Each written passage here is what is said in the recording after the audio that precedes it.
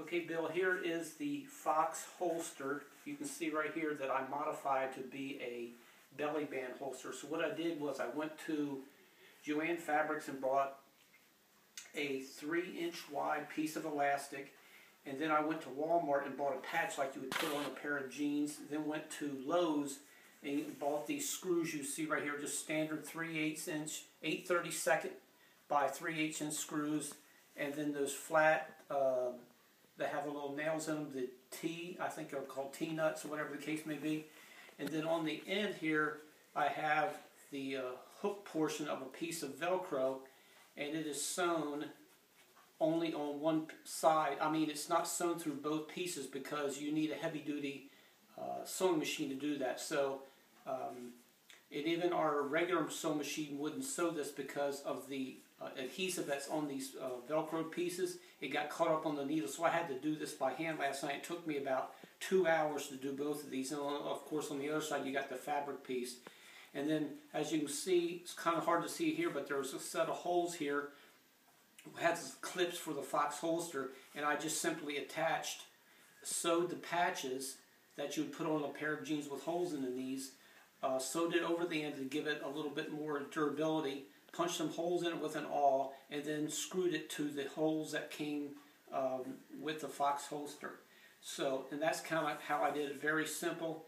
I think this material, the Velcro, the patches, and everything was under $20. So what I do is then I take it like this.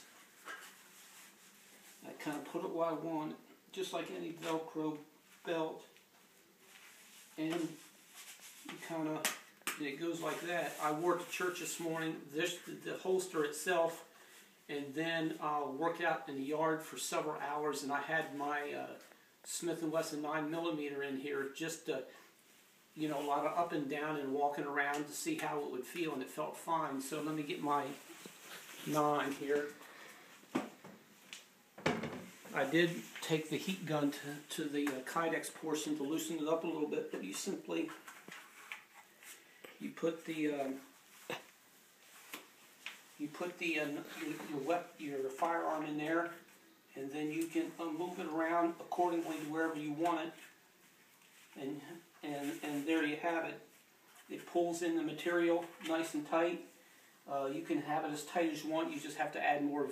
You have to add more Velcro to the back end of what you've already done, and so you can see that it works quite well. It shouldn't print too well. Shouldn't print hardly at all. And there you have it. Foxx holster. I think I paid $29 or $39 for it. And this I made for about, so it's much less than what you would have if you bought a Tactipac holster.